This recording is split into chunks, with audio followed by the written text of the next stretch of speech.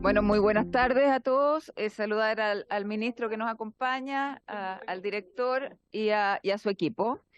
Em, el acta de la sesión 29 se da por aprobada por no haber sido objeto de observaciones.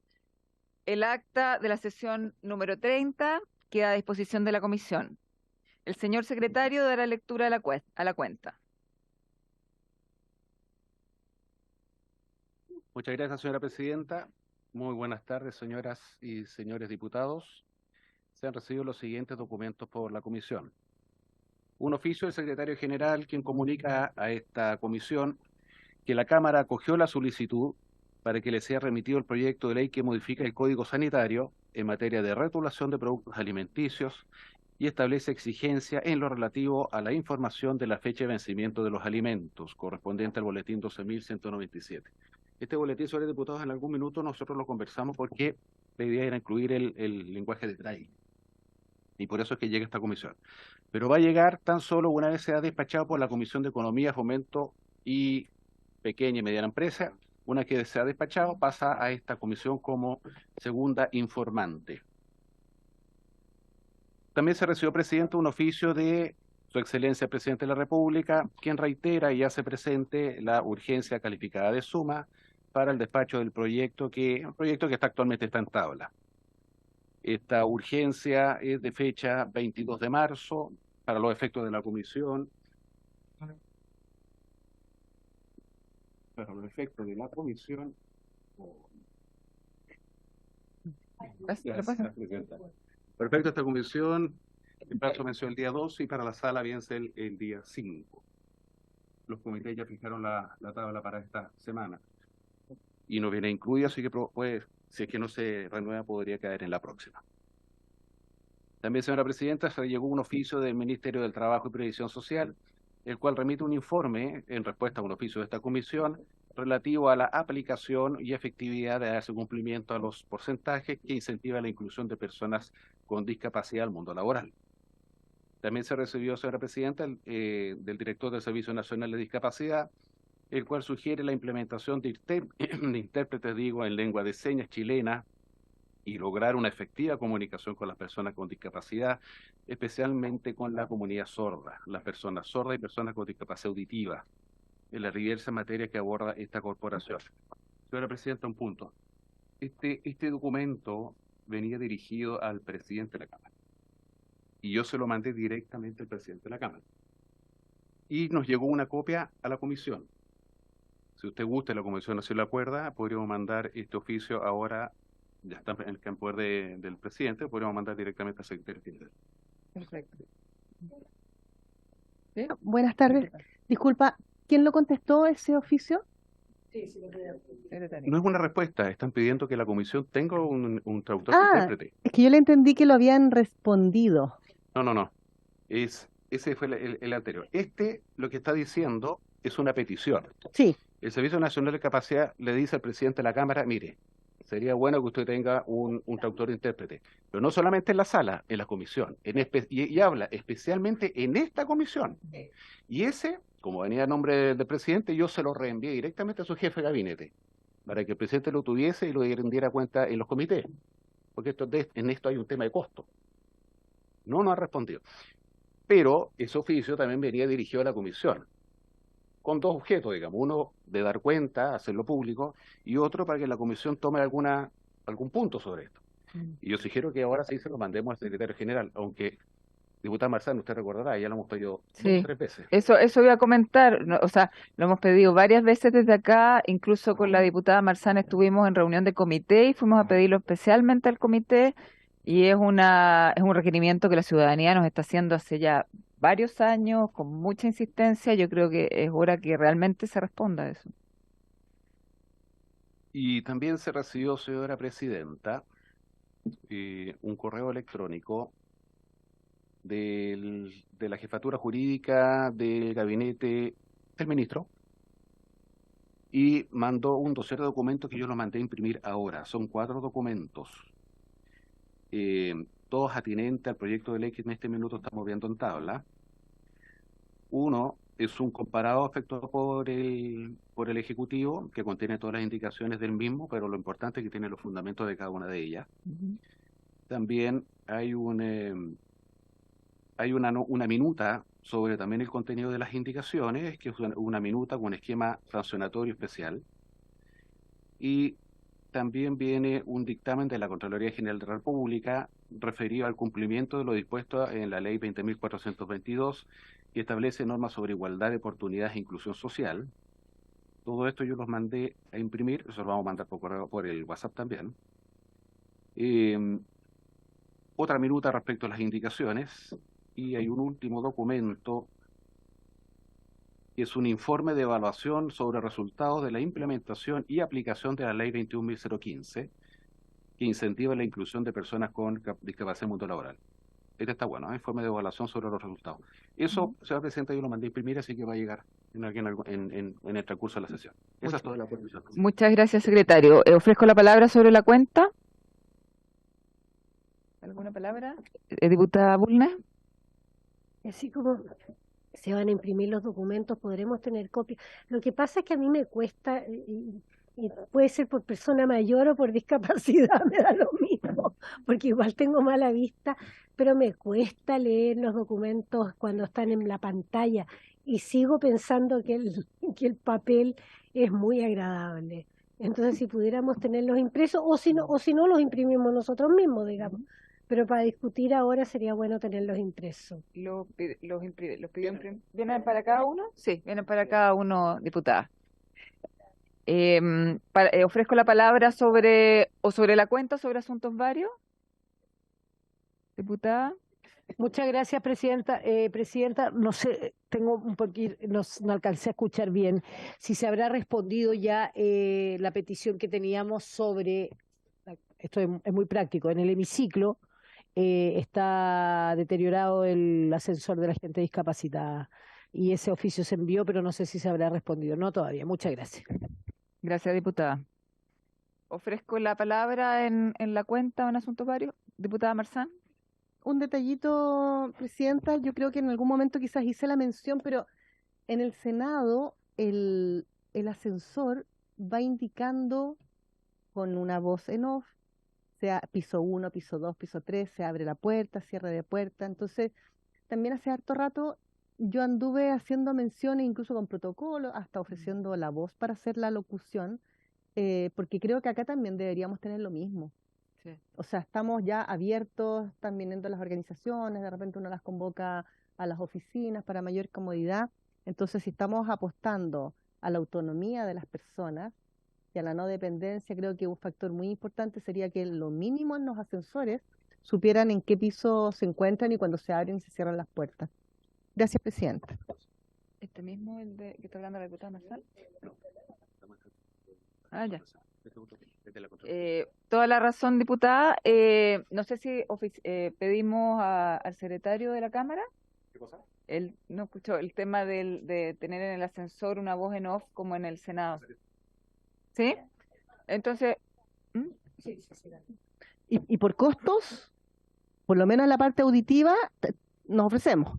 O sea, Perfecto. no pueden decir que la locución, que es cara. Mm. Hay dos voces acá y yo creo que se pueden sumar más que podemos Perfecto. hacer en la voz en off. Muchas gracias, diputada. Entonces, ¿sería un oficio al secretario? ¿O una solicitud? Tomamos el acuerdo. Diputada. Presidenta, recuerdo perfecto y bueno, en una reunión que sostuvimos y aprovecho de saludar al ministro que está aquí presente, por supuesto, y a todo su equipo y a toda la gente que hoy día lo acompaña.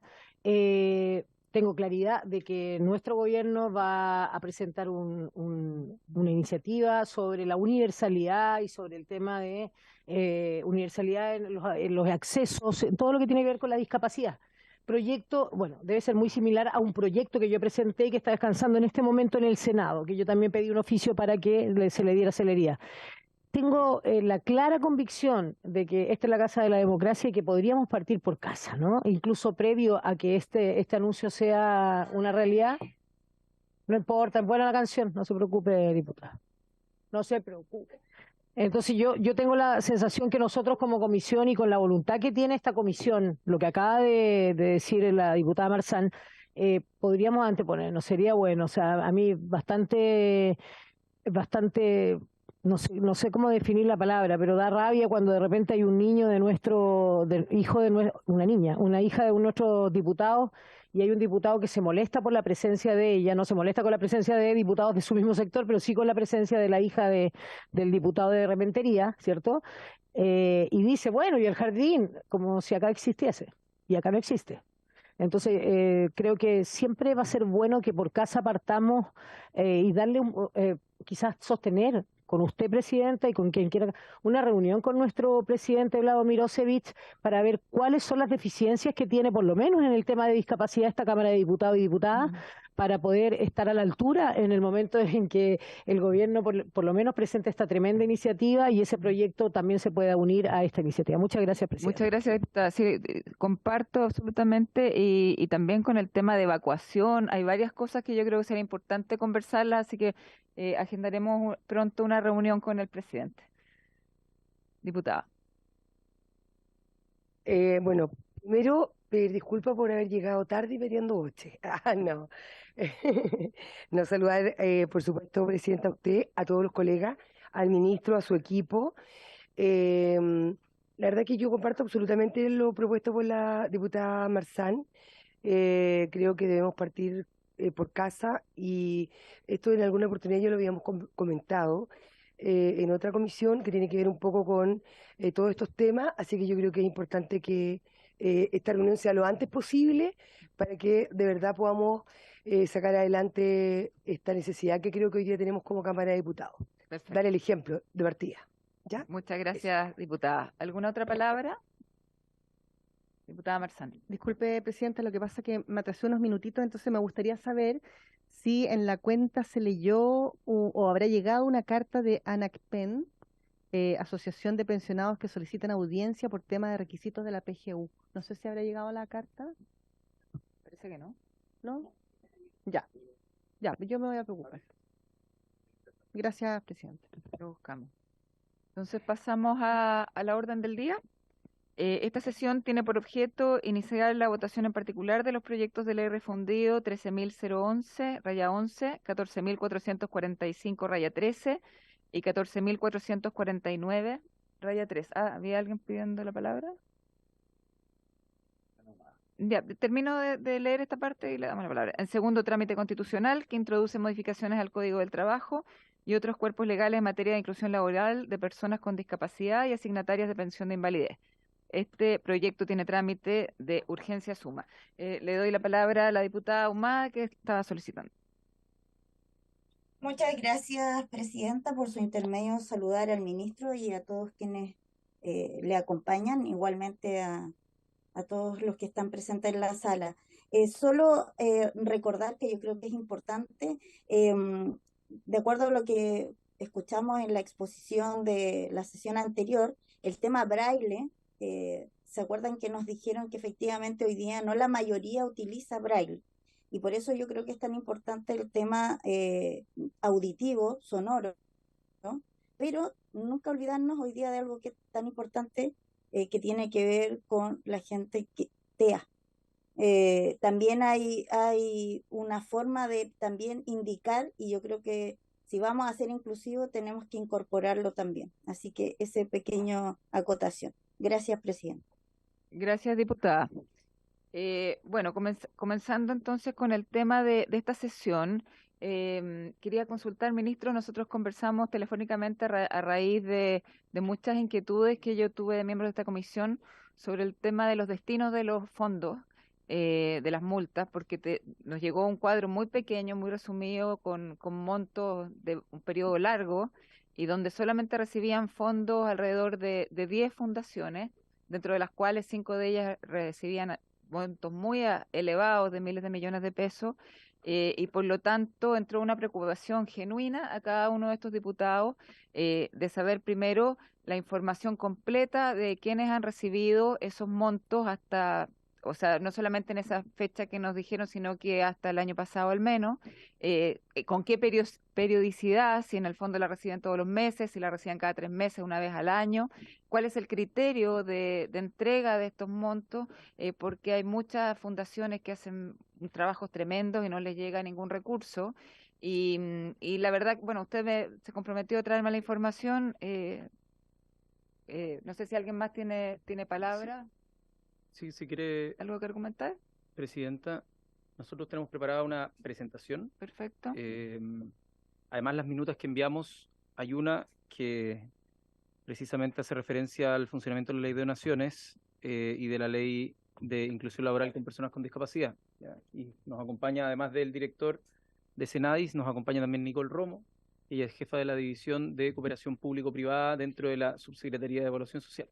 Perfecto. Entonces, también para responder las dudas más específicas, ella va a poder hacerlo después, pero tenemos una presentación en la cual se intenta, por un lado, explicar cómo opera este sistema, que en el fondo, cuando no se cumple de la forma principal, que es con la contratación, existe una vía alternativa de poder cumplir con la ley, antes de la multa, ¿no? Cumplir con la ley. Y para poder cumplir de forma, como a través de esta forma alternativa, lo que ocurre es que en general son distintas fundaciones las que generan proyectos, levantan proyectos que luego pasan a buscar financiamiento. Y son las empresas que antes de generar el incumplimiento de su primera, de la forma principal, que es la contratación, tienen como forma alternativa el financiar estos proyectos que les van llegando. Y lo que ocurre es que existe una fase, por así decirlo, de calificación, validación, acreditación, no sé cuál es el nombre exacto, que se ocupa de cada uno de esos proyectos que presentan las fundaciones, y a partir de eso son las empresas las que financian. No somos de alguna manera nosotros quienes definimos quiénes se llevan los recursos, sino que son las propias empresas las que deciden a cuál de estos proyectos poder financiar. Está todo detallado y nosotros en la minuta entregamos eso y es parte de la presentación, pero por lo mismo quisiera ver si pudiéramos tener acceso a ver la presentación porque es el punto 4, si no me equivoco, de los puntos que tenemos para exponer. Perfecto. Si se pudiera... La mandé ya. Estoy esperando el link. Si me dan el link, la puedo presentar. O la puedo proyectar desde acá. ¿Y le enviaron el link? ¿Del Consejo de Naciones? ¿Quién? ¿Ella quién Ah, es? No, Nicole Romo es la jefa de la división, pero el director sí forma parte del Consejo de Donaciones. Sí. Sí. No, no, El director. preguntar quién era parte del Consejo de Donaciones. Bien. El ¿Quién es director en de esta? es parte Ya. del Consejo de Donaciones. Sí. Quería tener esa claridad, Presidenta, para saber quiénes llegaban a este Consejo. Perfecto. Sí. Damos la palabra al director. Por su intermedio, Presidenta, los que forman parte primero es la subsecretaria de Evaluación Social, que en este caso su representante es la jefa de la Cooperación Público-Privada, que es Nicole Romo, ¿ya? Ujú. Y hay una secretaría ejecutiva, que es la que lleva adelante todo lo que es el andar del Consejo Nacional de Donaciones. Después está el director del Servicio Nacional de Discapacidad o su subrogante, la subdirectora nacional de Senadis. Después están 4 representantes de organizaciones sociales, fundaciones, y aquí Nicole, voy a necesitar tu ayuda, está la Fundación Descúbreme, está la Fundación Patronato, después la otra es Fundación Tacal. ¿Se apagó? Cuando alguien... Ahí sí. Ya. Fundación Perdón, Descubre. Sí, a ver, explíquese un poquito más. Hay un consejo de donaciones que en el Sí. fondo se encarga de hacer esta distribución. no. El Consejo Nacional de Donaciones Ya. solamente, por ley, tal Mm. como lo explicó el ministro, lo que hace es evaluar los proyectos. Ya, perfecto. Ya hay una secretaría técnica Ujú. que es la que evalúa con criterios de admisibilidad según la ley Ya. si las fundaciones presentaron todos los papeles que es para ser, si tiene todos los requisitos para ser adjudicable en temas de donaciones. Perfecto. Quienes dan eso, una vez que se aprueba el proyecto, porque pasa por un banco de proyectos, van a ser las empresas, ¿ya? Que van a ver estos proyectos y van a decir, con este proyecto nosotros vamos a dar, a este otro proyecto no. Ahora, también ahí está el lobby que hacen las fundaciones con las empresas que dan ese dinero. A la Secretaría Técnica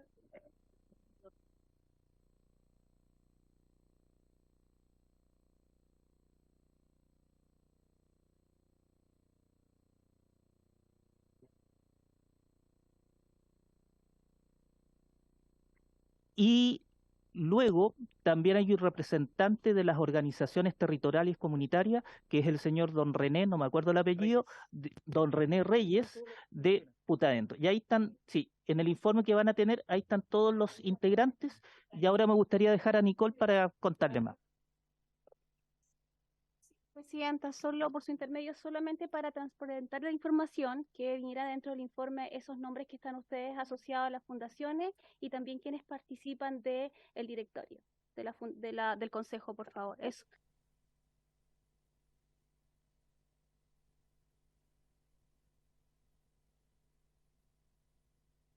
Ya, bueno, buenas tardes a todas y a todos. Como dijo el ministro, yo soy la jefa de la División de Cooperación Público-Privada, que es la encargada de gestionar no solo la donación, la ley de inclusión laboral para personas con discapacidad en lo relativo a la medida alternativa de donaciones, sino que también la ley de donaciones con fines sociales. ¿Ya? Y por lo tanto ambas leyes tienen ciertas diferencias, pero en términos de su estructura es la misma, donde tiene esta Secretaría Técnica, como se explicaba, donde está el Consejo, que es un consejo además autónomo.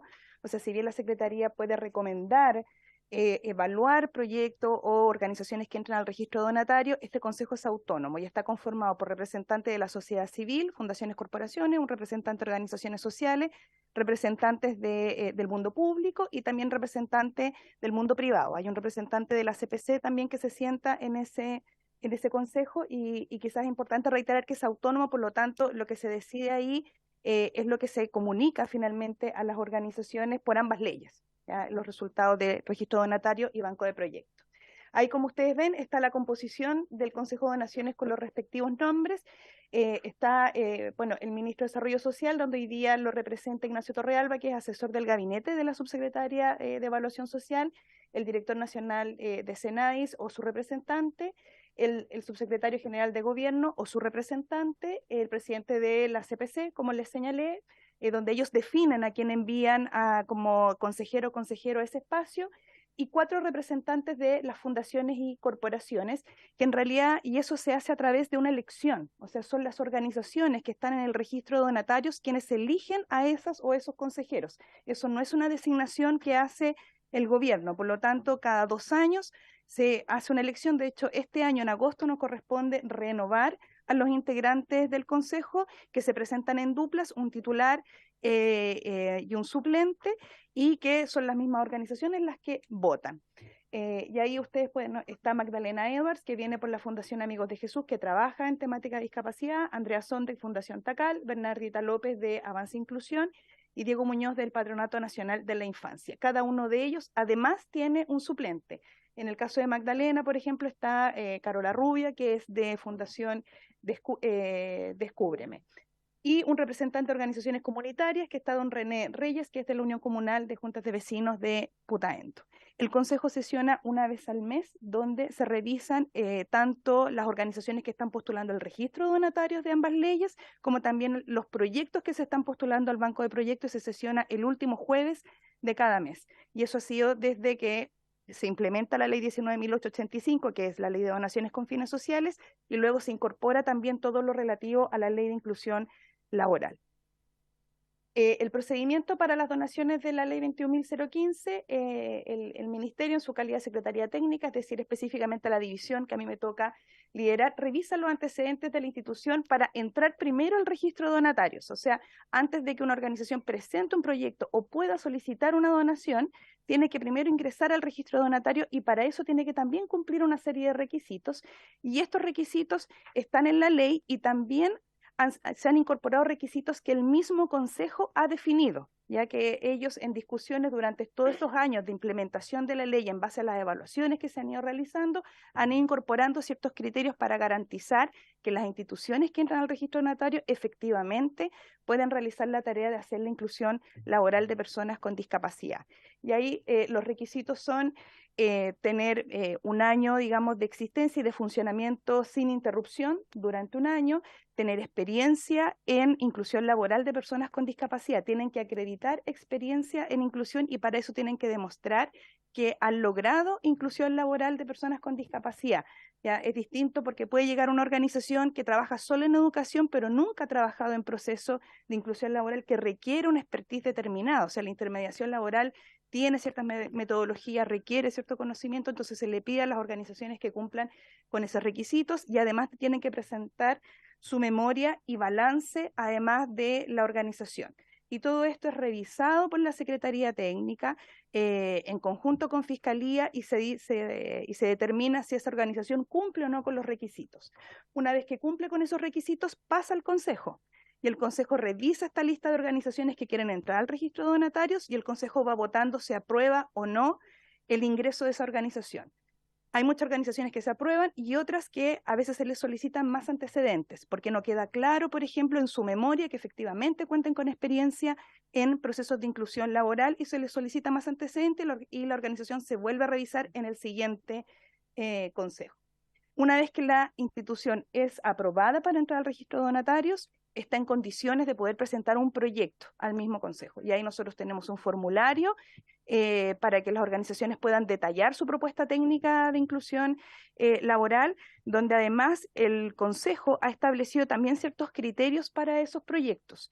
Y eso tiene que ver con la colocación laboral y con la permanencia. Hoy día el Consejo casi desde su inicio decidió que el indicador principal es la permanencia de las personas en el espacio laboral y no solamente la colocación, porque la colocación puede implicar que tú le consigues trabajo a una persona, pero al mes puede estar fuera nuevamente del mundo laboral. Por lo tanto, el énfasis está en la permanencia y lo que se solicita como indicadores para estas propuestas es que tienen que asegurar una inclusión laboral del 25% del total de beneficiarios a los cuales van a estar trabajando durante ejecuten su proyecto y de ese 25% asegurar la permanencia laboral de al menos el 50% por 6 meses.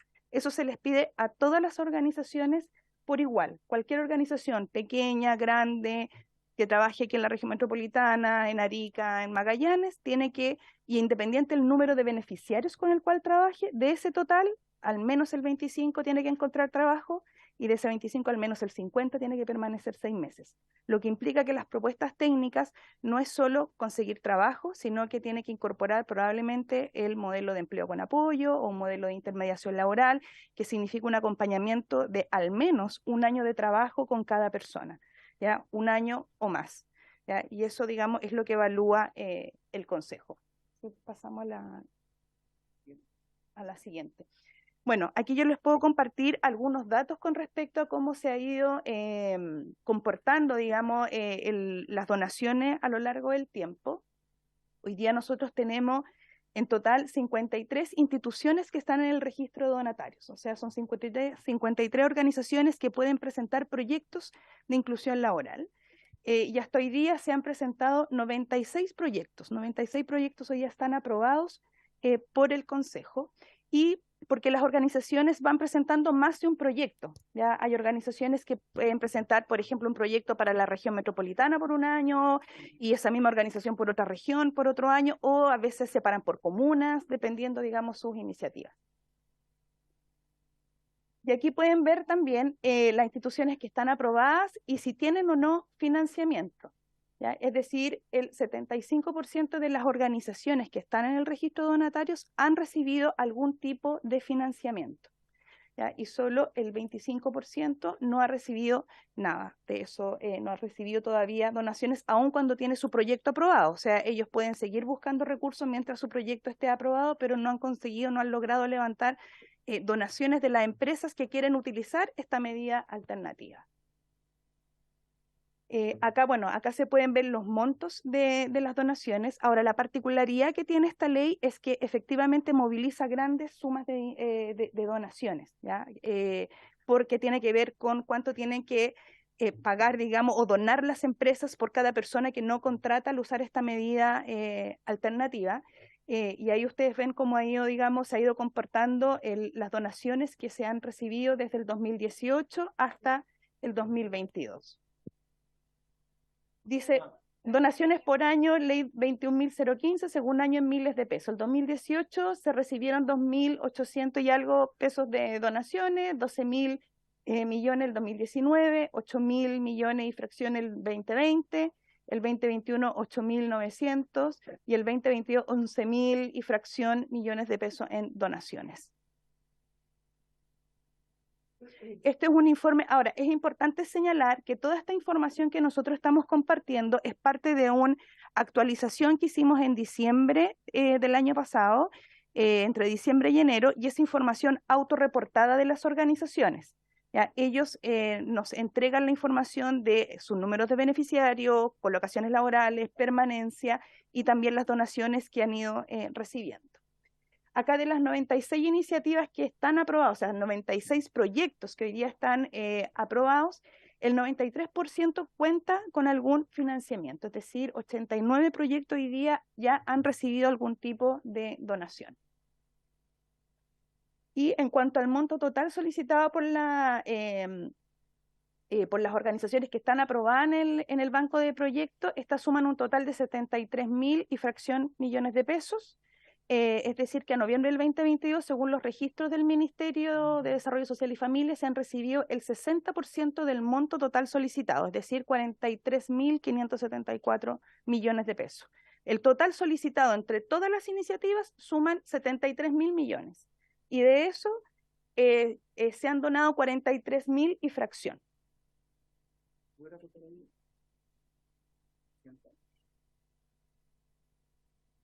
Sí.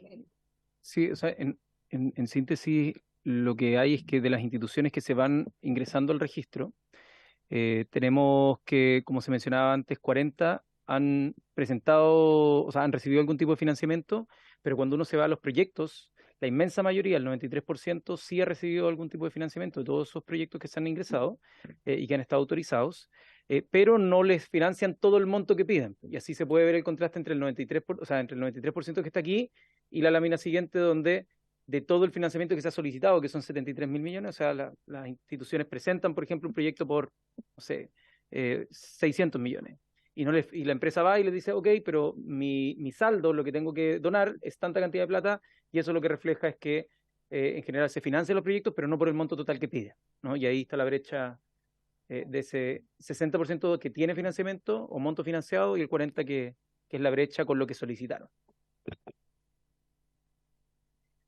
Bueno, ya aquí ustedes pueden ver las organizaciones que hasta ahora son las que han recibido el mayor número, digamos, o montos en donaciones, donde está Fundación Descúbreme con un poco más de 7.000 millones, Fundación Tacal, un poco más de 5.000 millones, Fundación Con Trabajo, más de 3.600 millones, Fundación Avance Inclusión Sociolaboral, 2.800 millones, Fundación para Ayuda y Rehabilitación de Discapacitados, 2.700 millones, Fundación Luz, 2.600 millones, Fundación Nacional para la Accesibilidad, el Diseño Universal y la Inclusión Social, 2.200, casi 2.300 millones, Fundación Best Buddies Chile, 2.080 millones, Miradas Compartidas, 1.600, y Fundación Se Puede, 1.600 millones. Ya, esas son las organizaciones que más donaciones han recibido, pero hay otras más que son, digamos, la diferencia, digamos, entre los 30, gracias, ministro, 30, que también han recibido donaciones por menores montos. Y en relación a los resultados, que yo creo que también es un dato importante con respecto al trabajo que hacen las organizaciones, aquí se ve el impacto de las donaciones en la inclusión laboral efectiva. Entonces, entre todos los proyectos se debiera impactar se debió haber impactado a 5.710 personas. Y de todos esos participantes, del total de las 96 iniciativas, de esos 2.816 personas tuvieron colocación laboral, es decir, que entraron a trabajar. O sea, perdón, 8.526, un total proyectado de 8.526 inserciones laborales, 2.816 se lograron, ¿ya? Colocación, es decir, encontraron trabajo. No, perdón, 8.526 en total. Sí, es que ahí está la diferencia. Esos dos, claro. Sí, se lograron entre todas las organizaciones, estamos hablando entre 40 organizaciones, que trabajaron con 8.526 personas, de esas lograron encontrar trabajo 2.816, es decir, que lograron firmar un contrato de trabajo.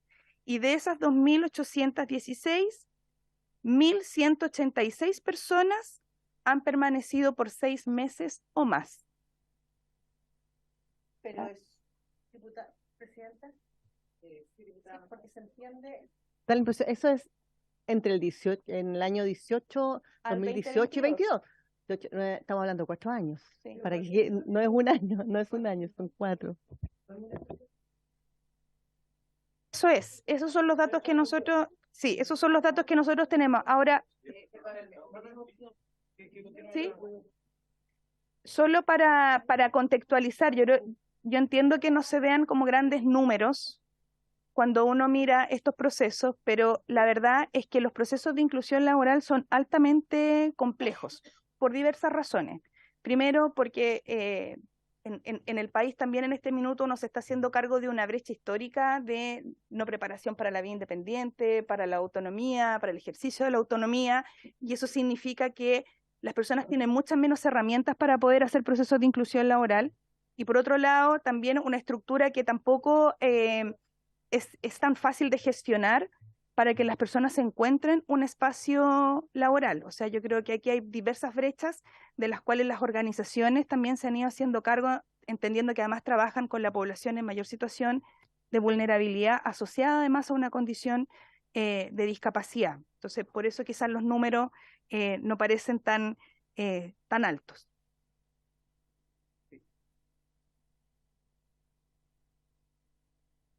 Bueno, sí, precisamente también es parte del diagnóstico de por qué estamos tratando de legislar en esta materia y de por qué creemos que la alternativa primaria o principal, que es la contratación, sea la vía a potenciar, porque lo que estamos viendo es que a partir de una cantidad de recursos que se movilizan que son bien significativos los que vimos, no se están consiguiendo necesariamente los resultados, sin perjuicio de todas las dificultades de inicio que mencionaba la jefa de división, Nicole.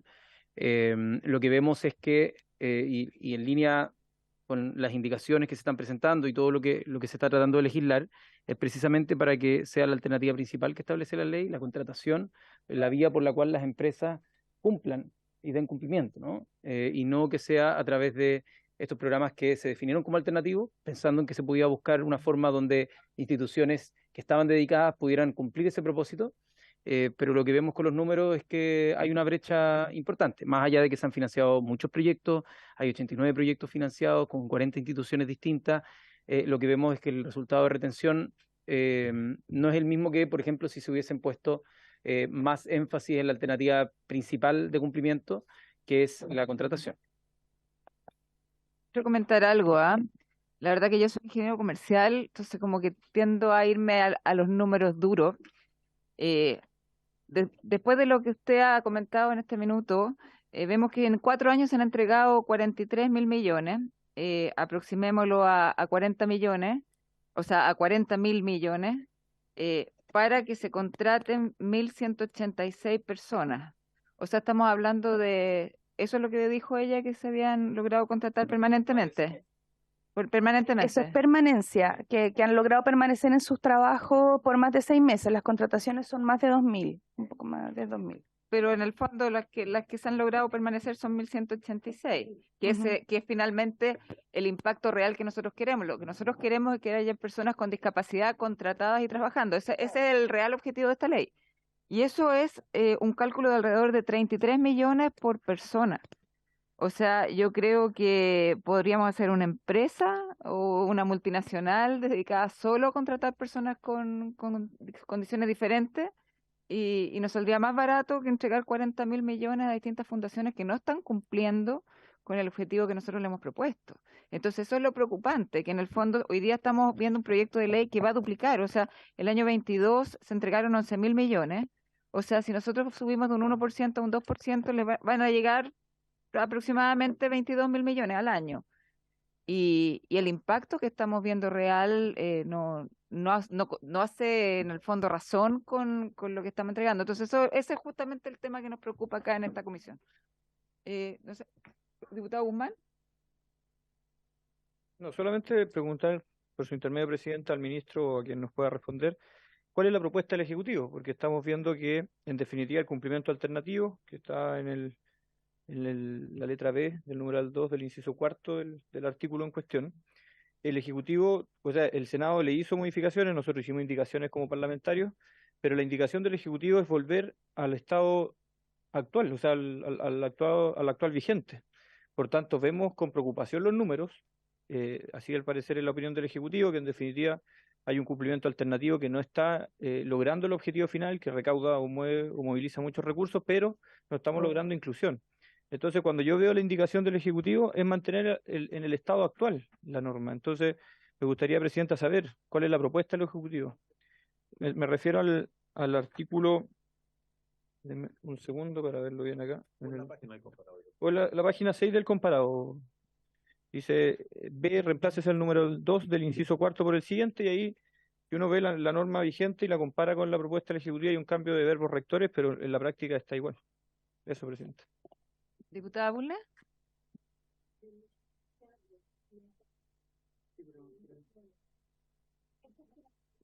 De la misma dirección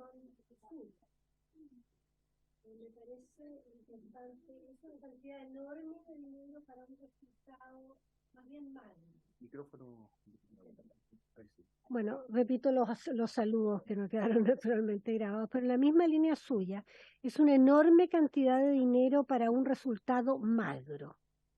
Entonces, tenemos dos preguntas que son bien concretas, porque uno, aparte de su experiencia profesional, también todos más o menos hemos dirigido casas, ¿no? Entonces sabemos en qué se gasta la plata. ¿Quién supervigila a estas fundaciones en qué gastan la plata? Pues yo estaba mirando la página, por ejemplo, de Descúbreme. Y por una parte. Y en segundo lugar, lo hablábamos recién con la diputada, cómo se financia, quién paga los salarios de este consejo. Esa ad honorem, perfecto. Pero ¿quién supervigila la manera como se gasta la plata en estos proyectos millonarios que producen un resultado magro? Esa es la pregunta, si usted me la permite, Presidenta. La pregunta es muy breve. Sí, diputada. Presidenta, lo que pasa es que el ministro habla de 48 fundaciones, ¿verdad?, que han sido beneficiadas en el fondo para poder ejecutar, pero lo que vimos en unos gráficos, que por lo menos en lo personal los tengo, es que solo un grupo muy reducido de 3, 4 son las que se llevan en gran medida los recursos. Entonces, igual hablan de 48, ahí me perdí un poco. Entonces, 48 proyectos. O sea, empresas que No, hacen... instituciones, no proyectos. Instituciones. Ya, 40 en el 53, pero si uno mira los gráficos, la verdad que yo no soy ingeniero comercial, pero es como de sentido común que la gran mayoría de los recursos se van a 3, 4 organizaciones. Entonces, eso me preocupa mucho. Y solo eso. Ministro. Nosotros... Perdón, diputada Marzal.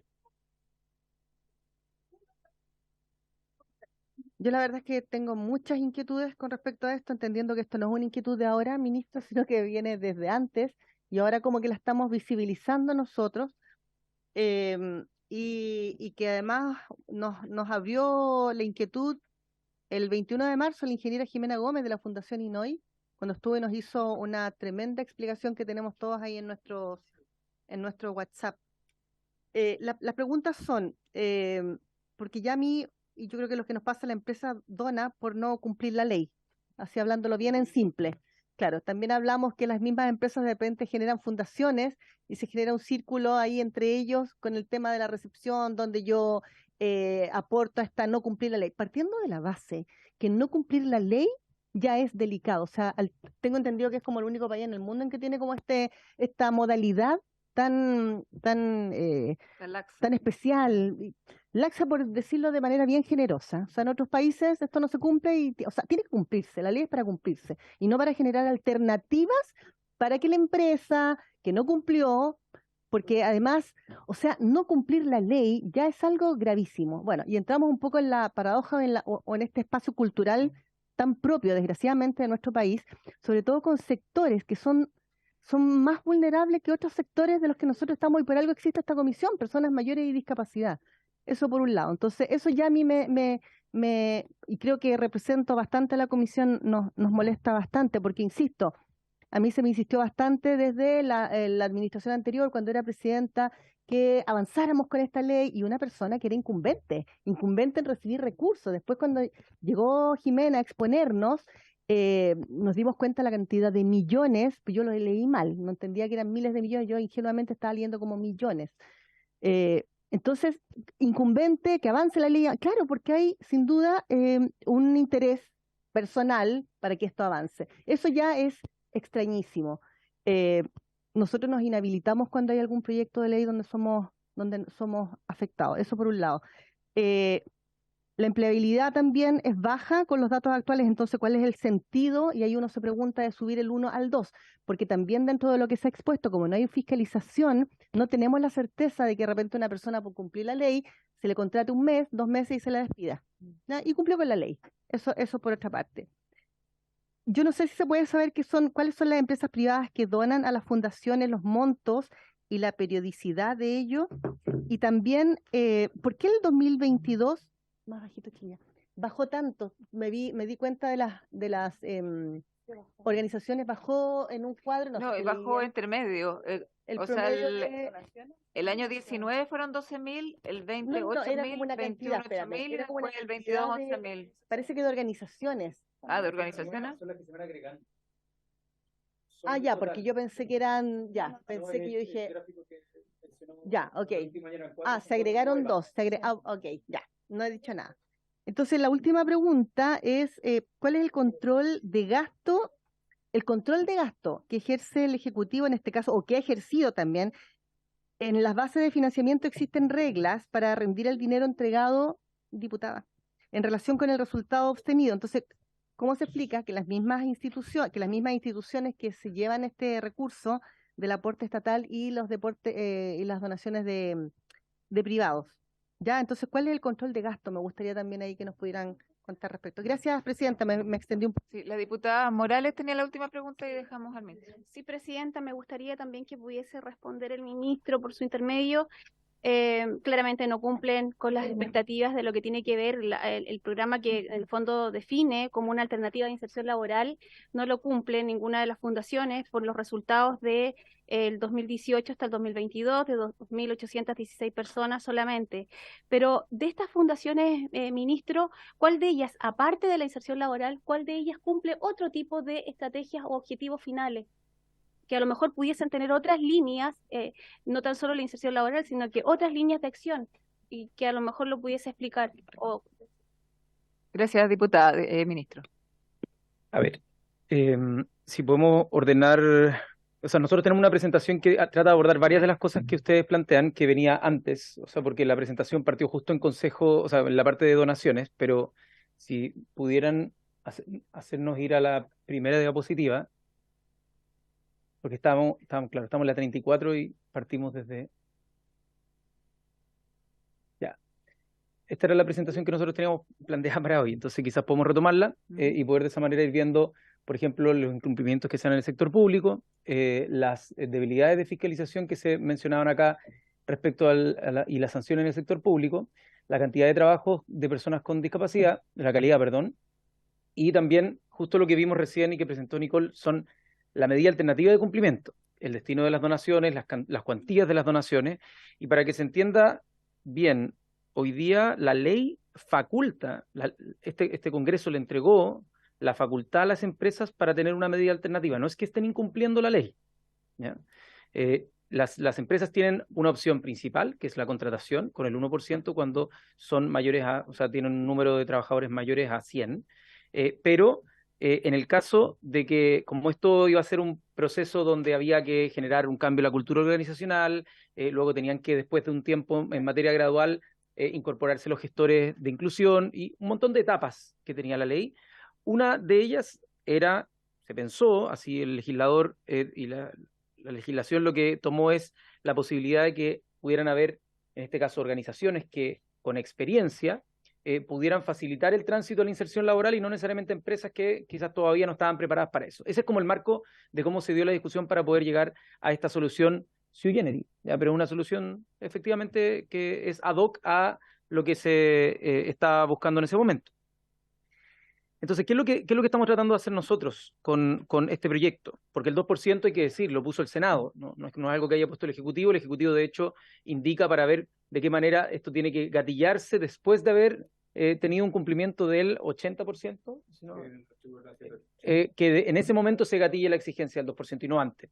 Por lo tanto, nosotros también lo vemos como algo que este proyecto hace muchas más cosas que el 2%. De hecho, parte de las cosas principales que hace este proyecto es, por ejemplo, respecto al sector público y cómo podemos mejorar el cumplimiento del sector público, que hoy día es bajo. Y al mismo tiempo establece sanciones más duras al sector privado. Sanciones, me refiero, multas, cuando no hay cumplimiento de ninguna de las dos medidas, ni la medida principal, que es la contratación, ni la medida alternativa, que es la donación a través de proyectos que estén en línea con la inserción e inclusión laboral. Entonces, hace sanciones más duras en términos de multa, y al mismo tiempo en el sector público facilita o levanta barreras que hasta el día de hoy han sido obstáculos a la hora de mejorar los estándares de cumplimiento del sector público. Entonces, ¿cuáles son? Chuta, nos fuimos de...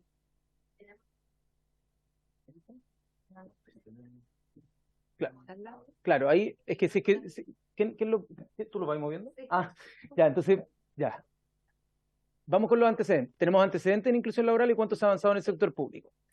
Por un lado, tenemos los cambios normativos desde mediados de 2017 y la entrada en vigencia de la obligación en marzo de 2018, cuando entra esta obligación de la cuota del 1%. ¿Ya? La primera evaluación de la implementación ocurre en el año 2021, cuando el Ministerio de Trabajo y Previsión Social, Desarrollo Social y Hacienda están mandatados a evaluar conjuntamente la implementación de la aplicación de reserva legal de contratación. Durante el tercer año contado, y eso lo establece el artículo 4º transitorio de la 21.015. Esta norma estamos en 2023, lleva 5 años de implementación, y recién este año se publicarán los resultados del segundo informe de evaluación, lo que nos entrega mayores elementos para ajustar en pos del objetivo perseguido. Aquí están las instituciones, el universo total de instituciones públicas que reportan. ¿Ya? Tenemos que municipios son 345, que instituciones de la Administración Central, el año 2021 van 212 las que reportan cumplimiento, y ha ido creciendo desde el 2018. Las que son autónomas son 60, y en total son 617 las instituciones que tienen que reportar el cumplimiento de la ley tanto al Servicio Civil como a Senadis. Aquí podemos ver los 4 años, 2018, 2019, 2020 y 2021, cuáles son las que no tienen respuesta. ¿Ya? Y si lo vemos en general, son los municipios los que guardan la mayor tasa de no respuesta. ¿Ya? Esto es un tema que, si lo vemos, en el año 2018 eran 198 los municipios que no respondieron, luego fueron 219 los que no respondieron, luego 207, y ahora hemos bajado a 84, o sea, igual se ha mejorado. ¿Ya? El último año tuvo una tasa, o sea, el 2021, que es el último registro que tenemos acá, hubo una tasa de respuesta mucho mejor que años anteriores. Si nos vamos a los números, creo que están acá los números de... Aquí está. ¿Quiénes cumplen? Tenemos también los 4 años de comparación. Tenemos que hay 70 organizaciones, pero estos son los municipios.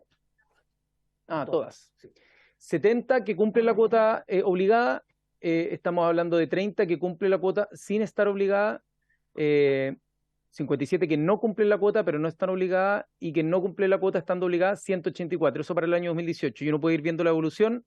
Los que cumplen la cuota han ido mejorando, pasaron de 70 a 132. Los que no cumplen estando obligados, que son los de más abajo, pasaron de 184 a 258, porque creció el universo de instituciones para evaluar. Y por lo tanto, o sea, que estaban obligadas, y por lo tanto tenemos que hay una tasa mayor de cumplimiento, pero sigue siendo preocupante la tasa de incumplimiento, que es lo que hemos visto acá en las sesiones pasadas. Total contratos que hay dentro de las instituciones que declaran. En este caso, contratos tenemos 1.916 de las 317 instituciones. Y ahora vamos a ver la calidad del... ¿O todavía no? Ya. ¿Qué cosas se están haciendo como indicaciones para poder remover barreras que estaban como existentes en el estatuto administrativo tanto en el municipal como a nivel nacional y también en el Estatuto de los Asistentes de la Educación Pública. Uno, se entenderá que cumplen con el requisito de contar con licencia de educación media las personas con discapacidad mayores de 18 años que acrediten haber completado sus estudios en la modalidad de educación especial. Ya debe ser una barrera de entrada grande a la administración pública, ¿ya? Porque no tenían su licencia media y eso generaba una dificultad estructural para acceder a los empleos públicos. Y en segundo lugar, se establecerán criterios, o al menos las indicaciones así lo proponen, para determinar el requisito de salud compatible con el cargo con la finalidad de que la discapacidad no se asocie directamente con el estado de salud de la persona, que es otro de los requisitos que tienen las personas al momento de acceder al empleo público. Entonces esas dos disminuyen las barreras de manera muy significativa para que desde el sector público se pueda contratar. Y ahora para la permanencia, no para la contratación, se va a explicitar que la discapacidad sobreviniente no es sinónimo de salud incompatible con el cargo, debiendo realizar análisis concretos y específicos sobre la condición de salud de la persona postulante en directa relación con las funciones del cargo, y la explicitación de que la discapacidad sobreviniente no puede configurar la causal de vacancia del cargo por la causal de salud irrecuperable, salvo que se haga el mismo análisis concreto y específico. Y tenemos también la obligación de informar a todo evento y no solo con motivo de incumplimiento de la cuota, que es lo que pasa actualmente, y por lo tanto vamos a tener datos y la obligación de que todas las instituciones tengan que reportar sí o sí en cualquier evento, y así poder dar mejor seguimiento. También esto es a partir de lo señalado por el Contralor General de la República, de que solamente existía una obligación en caso de incumplimiento. La limitación a la causal de naturaleza de las funciones como eximiente del cumplimiento, en línea de lo anterior. Y vamos con la siguiente. Y el gestor de inclusión, que en este caso existe en el sector privado, un gestor de inclusión, que es el que prepara el ambiente del trabajo para la preparación de los compañeros y compañeras de trabajo, para también la adecuación del espacio incluso físico o de la red que pueda tener la persona al momento de entrar a su trabajo, y eso se hace compatible o se hace homólogo al sector público. Ya, acá entramos a las debilidades en fiscalización y sanciones del sector público, que era una de las críticas o cuestionamientos que se hacían acá. ¿Cómo se fiscaliza? Bueno, todo el tema con el Contralor, y nosotros al menos tenemos una lectura en este sentido. Primero, respecto a la entrega de información, está el reporte de cumplimiento para la selección preferente y la contratación y mantención de personas con discapacidad, que se hace en marzo. Y la entrega de los informes de excusas por razones fundadas de incumplimiento, que se hace en abril. ¿Ya? Esas son las entregas del reporte de cumplimiento. Como les mencionábamos anteriormente, estamos indicando para que tengan que reportar en todo evento.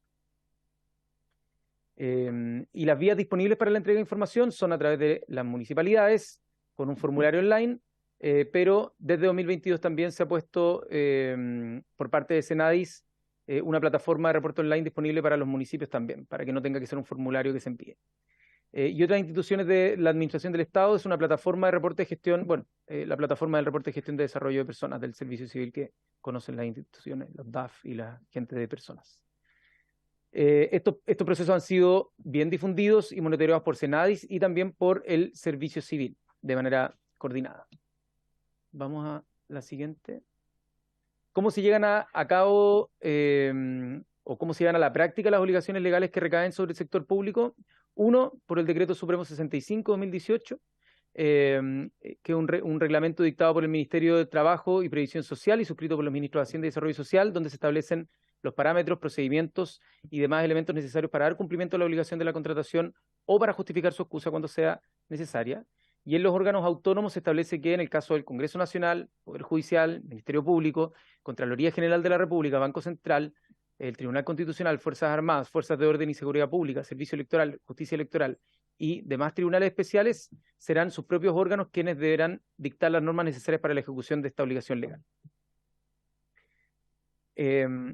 Respecto al principio de responsabilidad, que esto es algo que se mencionaba en la sesión pasada que me tocó participar, acá la obligación de adoptar las medidas necesarias para cumplir la obligación legal recae sobre el jefe superior del órgano, servicio o institución respectiva. Eso es algo que igual es súper bueno aclarar, que todos sepan que recae sobre el jefe superior del servicio u órgano. Un poquito más atrás, una más atrás. Ahí. No, perfecto, así es que quería... y obligaciones específicas de la ley vigente, está el deber de seleccionar preferentemente en igualdad de condiciones o méritos a personas con discapacidad y que el 1% de la dotación anual deberán ser personas con discapacidad o asignatarias de una pensión de invalidez de cualquier régimen previsional. Y en el caso que no sea posible su cumplimiento total y parcial, deberán remitir un informe fundado a la Dirección Nacional de Servicio Civil. Eso es actualmente. La obligación del jefe de servicio de adoptar las medidas necesarias es una obligación, valga la redundancia. También está la obligación de informar el incumplimiento mediante razones fundadas, abril cada año, la obligación de informar la selección preferente en enero cada año y la obligación de transparencia activa que las páginas web tengan que tener los informes anteriores dentro de los 30 días siguientes a su emisión. Eso es lo que hoy día existe. Entonces, ¿a quién le corresponde la fiscalización? Ahí debemos reconocer que la ley 21.015 no establece expresamente algún tipo de órgano específico, como por ejemplo pasa en otros espacios donde hay superintendencias, donde hay instituciones específicas que se dedican a la fiscalización, pero resulta aplicable en este caso al régimen general establecido para determinar responsabilidades administrativas de las y los funcionarios públicos, así como también las atribuciones fiscalizadoras de la Contraloría General de la República. Ahora, pasemos a lo de la Contraloría respecto a su dictamen.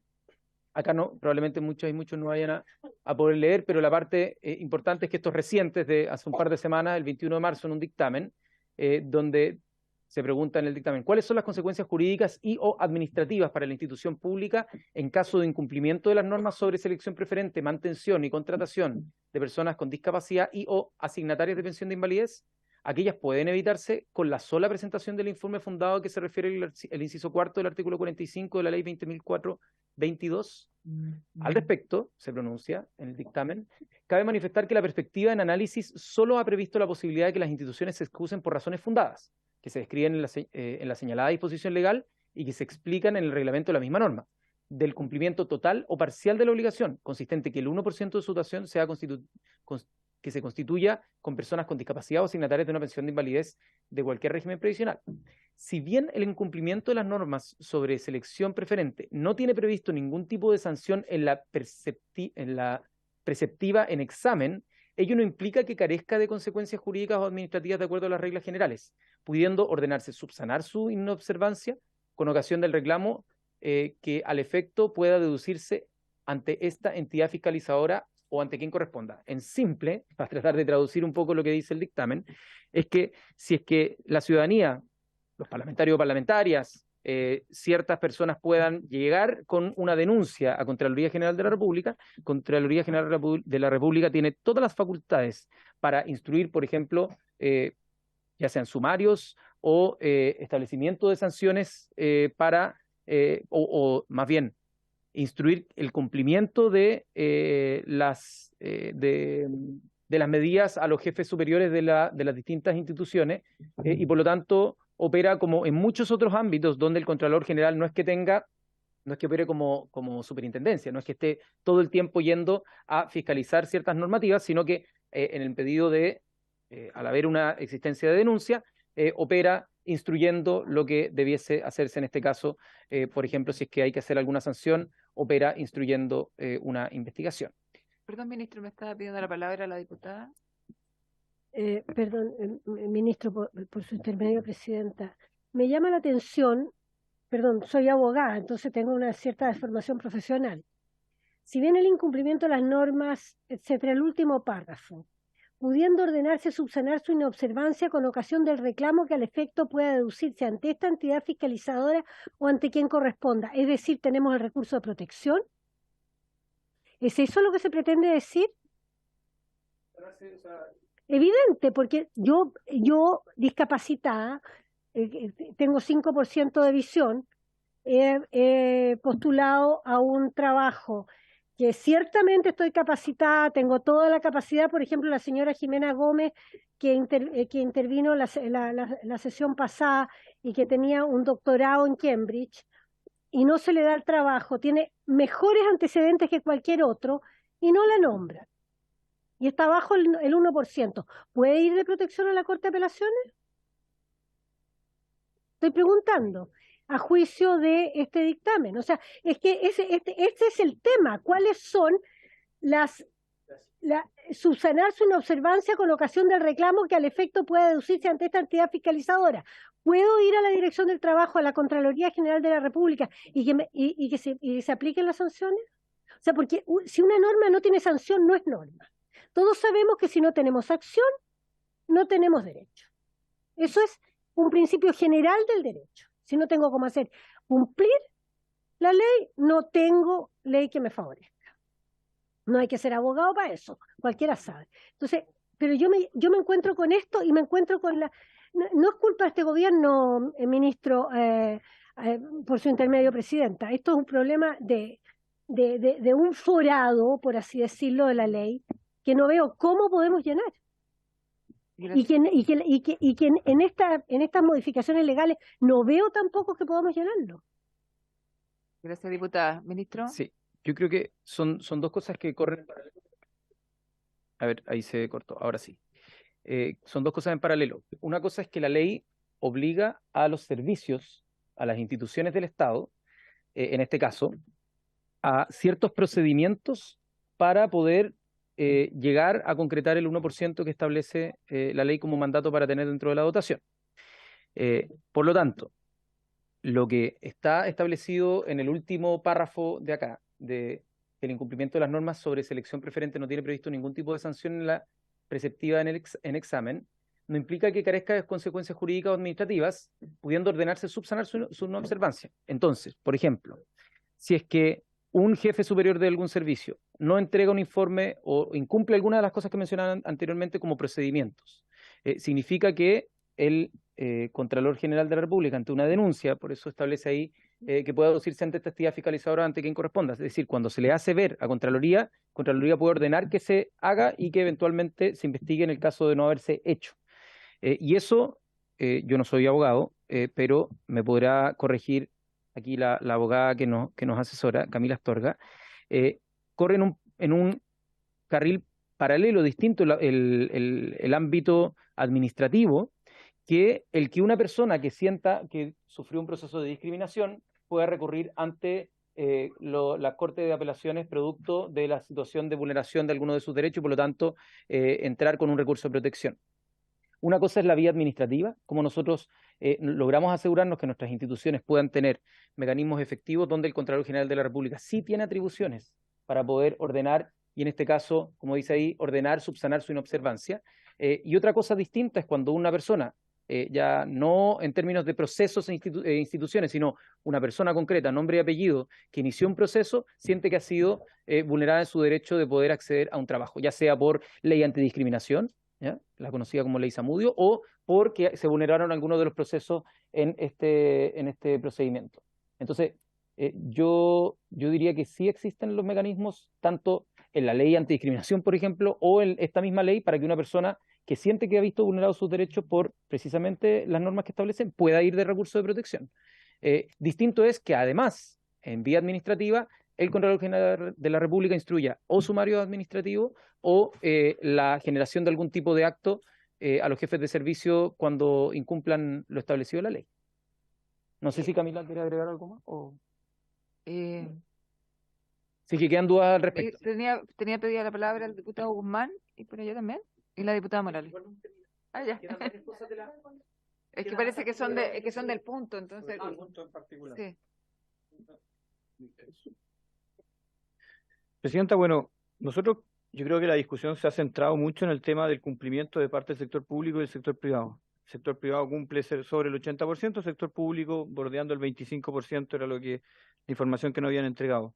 El 17 de enero del 2023 estuvo el Contralor Bermúdez acá en la comisión y hizo varios puntos.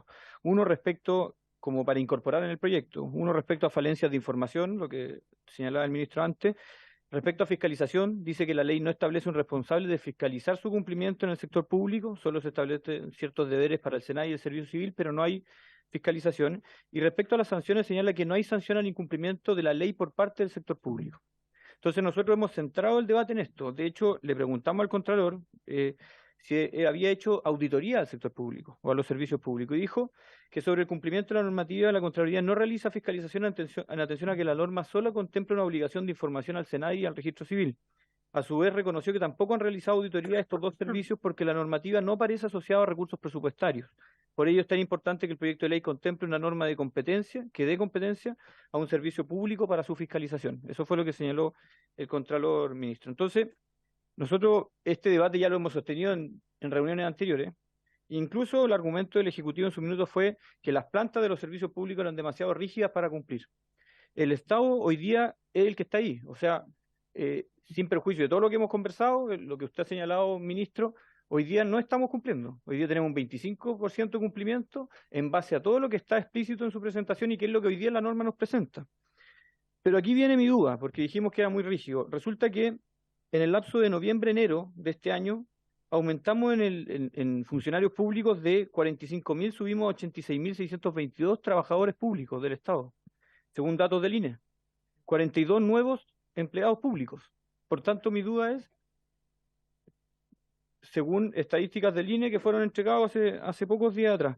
Entonces, mi duda es, de esos 42.000 nuevos contratados o nuevos funcionarios públicos, ¿cuántos de esos responden al 1% que tenemos que tener en discapacidad? Entonces, ahora yo me entero que el guarismo que ha señalado el Ejecutivo, que no es lo más importante de la ley y que lo comparto, fue una indicación del Senado, que el guarismo de aumentar del 1 al 2%. Pero a mí, tanto como el guarismo me genera dudas, me genera muchas dudas del grado de cumplimiento. Y yo creo que aquí la responsabilidad es del Ejecutivo respecto a presentar una indicación que dé una facultad fiscalizadora y sancionatoria respecto del cumplimiento de esta norma. Si no, vamos a seguir con este sistema, con un guarismo del 2%, y vamos a seguir incumpliendo. Porque nadie se atreve o nadie toma el cascabel de este problema. O sea, un sector privado que sí cumple versus un sector público que mira de reojo esta ley y que exige, pero que en definitiva no se está cumpliendo. Entonces, si queremos avanzar en inclusión real, los primeros que tenemos que avanzar somos en el sector público. Es que, independiente si es de manera alternativa o no, el grado de cumplimiento nuestro o de lo público es muy bajo. Y eso tenemos que aumentarlo. Entonces, quiero hacer una petición, Presidenta. Primero, oficiar al Ejecutivo para saber cuáles son esos 42.000 nuevos empleos que fueron presentados por el INE y si esos 42.000 nuevos empleos responden a la necesidad de tener el 1% de personas en situación de discapacidad. Y por otra parte, aprovecho la instancia, no sé si por oficio o desde ya, pero aquí falta una indicación del Ejecutivo que entregue una facultad fiscalizadora a la Contraloría General de la República y una facultad sancionatoria respecto del incumplimiento de esta normativa. Eso, Presidente. Gracias, diputado. ¿Quién más me había pedido palabra al final? Por su intermedio, Presidenta, decirle al ministro que la semana pasada, bueno, cuando tuvimos la última comisión, yo hice una observación con respecto a cómo el servicio público de alta dirección pública, la postulación de las personas que postulan a un cargo, la primera pregunta que hace es, le consulta por la necesidad de ajuste o utilidad por postulante por la Ley Igualdad de Oportunidades e Inclusión Social de Personas con Discapacidad. Y esta pregunta la hace con el propósito que el servicio pueda adoptar las medidas pertinentes en las respectivas etapas de evaluación. Pero encuentro súper discriminatorio que la primera pregunta que exista en el servicio público o en el estamento público sea si la persona es discapacitada o no. Y de acuerdo a eso se seguirá el protocolo de acciones para poder atender o adoptar las medidas necesarias para poder atender a esa persona. Entonces, cuando me hacen este alcance a mí en el territorio, yo digo, efectivamente, en el mundo privado no se hace esta pregunta. O si se hace son algunas empresas, pero en las que yo pregunté, en general, no tenían la pregunta insertada porque preferían, en el fondo, llegar a la segunda etapa si es que la persona presenta alguna discapacidad. Pero igual es contradictorio, porque finalmente termina limitando a aquella persona que indica en la pregunta, le coloca sí o no, si tiene discapacidad, finalmente no la llaman quizás. Entonces, que me gustaría saber ahí qué es lo que Gracias. con respecto a Gracias, diputada. ¿Cómo? Diputada Marzani, le damos la palabra al ministro.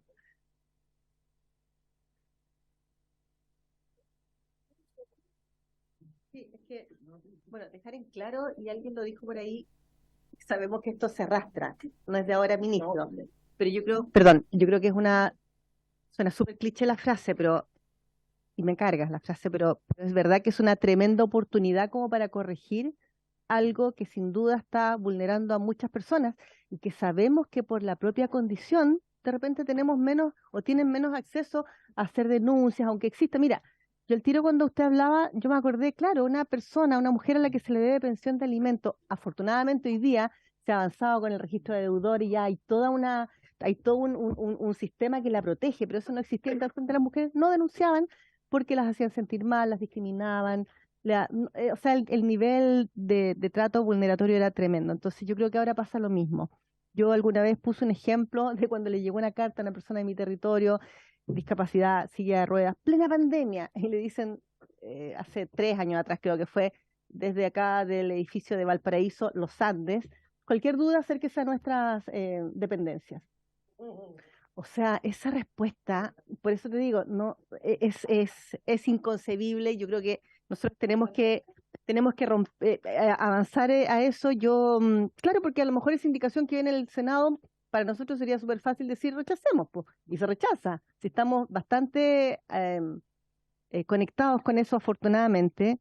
Entonces, estábamos viendo, porque si no hay una sanción a la norma, ya yo creo que hay que hacerla expresa, que eso quede bien establecido, porque la Contraloría señala que se puede ordenar hacer cumplir la ley, pero no establece que se sancione al jefe de servicio.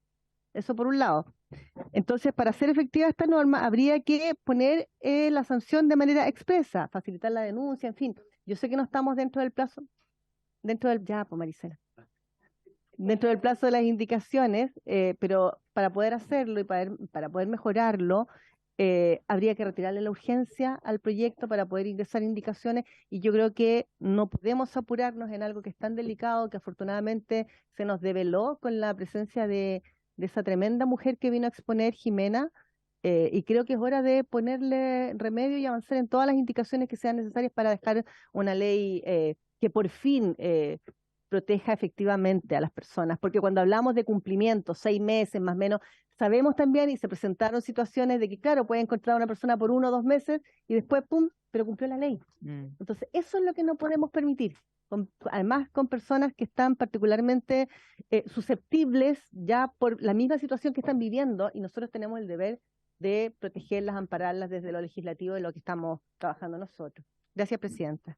Muchas gracias, diputada Marzán. La verdad que comparto absolutamente lo que usted dice. Me gustaría escuchar al ministro al respecto, porque finalmente apurar un proyecto, dándole urgencia todas las semanas, pero no yéndonos a la discusión de fondo, de cómo mejorar de verdad. Si el Senado introdujo indicaciones que realmente nosotros vemos que no van por la línea de que haya más inclusión de personas con discapacidad, finalmente no sacamos nada en esta comisión de de abstenernos o de rechazar normas, si finalmente lo que queremos es avanzar. O sea, todos queremos que haya más personas con discapacidad trabajando. Esa es la premisa básica. Y el ministro también, me imagino que también. Entonces, yo creo que por eso es tan importante poder avanzar juntos para hacer una buena ley que realmente permita eso. Ministro, tiene la palabra. Muchas gracias, Presidenta. Sí, nosotros no tenemos ningún problema con encontrar alguna redacción que permita dar tranquilidad de que esto, o sea, de explicitar, por ejemplo, que los jefes o jefas de servicio sí tienen responsabilidad, aunque sea redundante con lo que establecen las bases generales. O sea, no tenemos problema con hacer remisión a ese tipo de, o sea, que se entienda, en el fondo, a dónde conlleva en función de la jurisprudencia que pueda existir. Pero en ese sentido, si bien no hay una sanción específica adicional, sí existe, como lo dice ahí, no implica que carezca de consecuencias jurídicas o administrativas, de acuerdo a las reglas generales. Por lo tanto, una persona que no genera en este caso, una obligación que la ley mandata, es una persona que está sujeta, en este caso como jefe de servicio, a tener que responder, y por lo tanto que se inicie un proceso que puedan derivar en una sanción, ¿ya? Se puede hacer remisión de manera explícita de todas maneras. Respecto al número de contrataciones, no sé si desconozco, lo vamos a revisar en el oficio, no sé si tendrá que ver algo con los pasos de honorario a contrata, no lo sé, quizás algo de eso tiene que ver, pero me parece extraño el número de duplicación de funcionarios públicos. La verdad es que no desconozco de dónde viene esa cifra, pero lo vamos a estudiar cuando lo envíen y vamos a consultar a DIPRES, o me imagino que tendrán más información. Y respecto a una de las observaciones que hacía el Contralor, este proyecto establece en su artículo 8 que la información, además de enviarse al Servicio Civil y también a Senadis, también se tiene que enviar copia de dicho informe a la Contraloría General de la República. De manera de que, si bien la Contraloría no es un órgano que fiscalice de manera activa, no se le está mandatando a fiscalizar de manera activa este tipo de situaciones, sí es un órgano competente para fiscalizar cuando le llega una denuncia. Por lo tanto, ellos tienen no solamente la facultad, tienen el deber que, si es que ven que hay un incumplimiento de la ley, tener que obrar en consecuencia de aquello para que sea enmendado, para que sea corregido. Ellos son el ente contralor y por lo tanto tienen todas las competencias para poder, en el caso de una denuncia, y ahí es materia de discusión, de qué forma se facilita. Una de ellas es enviándole la información con copia para que ellos tengan antecedentes. Eso, y mejorar los canales para que todas las instituciones cumplan y tener mejores estadísticas. Y por otro lado, por el lado más allá de la fiscalización, por el lado de abrir las barreras que se ven que existen en el mundo público, está las dos medidas que les mencionábamos anteriormente para el acceso y las otras medidas para la permanencia. O sea, las dos para el acceso en salud y educación eran clave. El homologar los títulos de educación especial al título de licencia media y el tema de la condición de salud como no incompatible. Nosotros creemos que eso produce un aumento importante en las condiciones de poder cumplir los objetivos de esta ley, pero quisiera poder seguir avanzando, a ver si es que vamos por último despejando cuáles son los flancos que quedan abiertos y nosotros no tener problema con eventualmente quitarle la urgencia si es que fuese necesario. A nosotros nos interesa que es un proyecto que debiese salir lo más transversalmente posible, o sea, esto debiese ser algo, ojalá, lo más unánime. Y cuando consultaban respecto de las donaciones y la concentración, esto es algo que pasa en la ley de donaciones en general. Las fundaciones en todo nivel, no solamente cuando se trata de materias de discapacidad, si es que uno mira las concentraciones de ingresos que reciben las distintas fundaciones, uno se da cuenta que arriba siempre van a haber, no sé, 20, 30 que concentran grandes cantidades de montos en materia de donaciones, porque son las que están mejor conectados con, en este caso, el donante, que son la empresa privada que tiene la libertad de donarle al que quiera. No es como que nosotros dirijamos, simplemente lo que hay acá es una institucionalidad que lo que hace es habilitar instituciones que cumplan con ciertos requisitos para ser sujetas de donaciones, y luego proyectos que tienen que cumplir con algún estándar que, como era el mejor proxy para llegar a la inclusión laboral, pero nos hemos dado cuenta que tampoco tienen los mejores resultados que uno pudiera imaginarse, pero ya con todo ese proceso de filtro generan condiciones para poder ser elegibles y son las empresas las que deciden a qué proyectos financiar y cuántos recursos darle a cada uno de esos proyectos. Por lo tanto, digámoslo de alguna forma, son las propias condiciones de oferta y demanda las que van generando esta distribución desigual. No es que sea el gobierno el que direccione cuáles sí son las que se llevan más plata que otras. Lo único que hace es establecer una barrera, por así decirlo, de calidad del proyecto presentado o de la institución responsable para que puedan ser elegibles por finalmente los donantes. Pero sigamos por la calidad de los trabajos en el sector público, que fue algo que también se cuestionó para ver de qué manera se daba este cumplimiento de los trabajos en el sector público. Primero, contratos vigentes en el marco de la ley 21.015, tenemos que son de los 1.081 en total, tenemos que en planta y contrata están en el 82%. Es decir, estamos hablando de que solo un 13% están en base a honorarios, lo que nos habla de buenos números en comparado con el resto de la situación que viven los trabajadores y trabajadoras del sector público. Por cierto, a uno le gustaría que fuese cada vez más grande ese 82%, pero se muestran mejores cifras que el trabajo en el sector público en general. Una atrás, eran 1916, porque estaba leyendo el número de 2019, pero en el año 2021 son 1916, de los cuales el 82% son a planta o contrata. Luego, o sea, por condiciones de estabilidad tienen. Luego, contratos vigentes según estamento, y podemos ver que el 73,7% en el año 2021 de las 1.916 personas están o en un estamento directivo, profesional, administrativo o técnico. Ya son pocos, o sea, no son no son mayoría quienes están en puestos auxiliares, que alguien podría pensar a primera instancia, no, lo más probable es que alguien, desde el prejuicio, ¿no? Una persona con discapacidad, si está en el Estado, probablemente está en el estamento auxiliar. Bueno, los números nos dicen otra cosa. De las personas que están ahí, cerca del 75%, o sea, 3/4 partes, están en estamentos directivo, profesional, administrativo, técnico.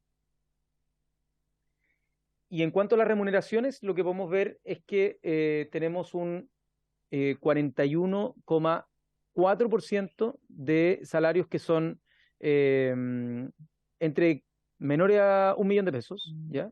Perdón, entre 500.000 y 1 millón de pesos. Tenemos un 14% que son menores a 500.000 y tenemos un 37% que son superiores a 1 millón de pesos, estableciendo de esa manera una cantidad que no pusimos el promedio de la remuneración del sector público, las podríamos conseguir para poder ver cómo se mueve la distribución. ¿Está el...? Ah, perfecto. No, pero ese es el promedio de las de acá.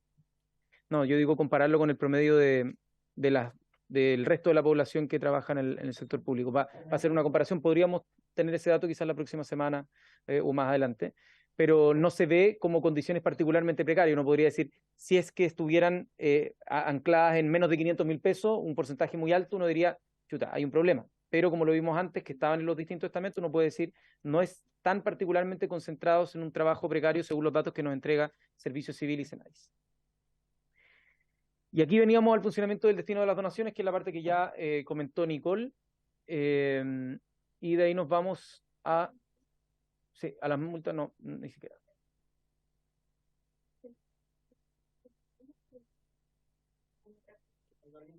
Para las multas tenemos otra presentación. Sí.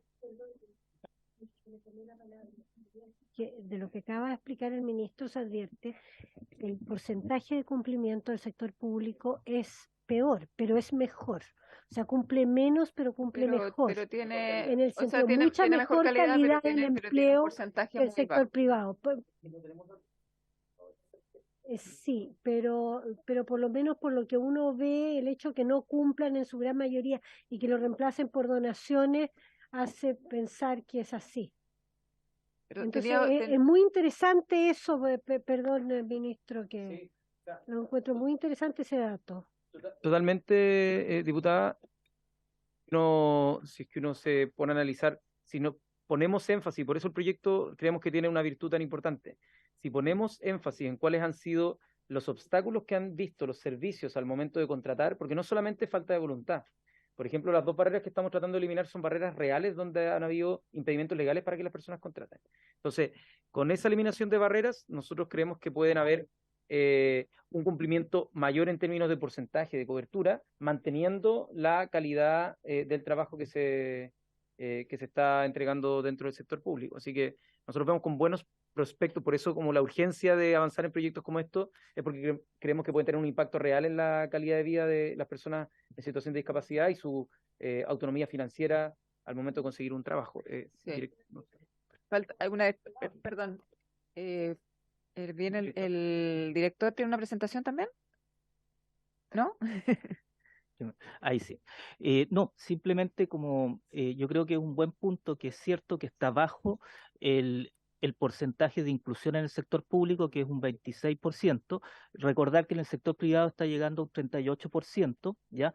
Pero ahora se están entregando los informes y yo creo que en 2 meses más vamos a volver a tener otras cifras, porque Senadis y Servicios Civiles están recibiendo los informes de los municipios y de las instituciones públicas para poder generar otro informe y ver si se aumentó un poco o no.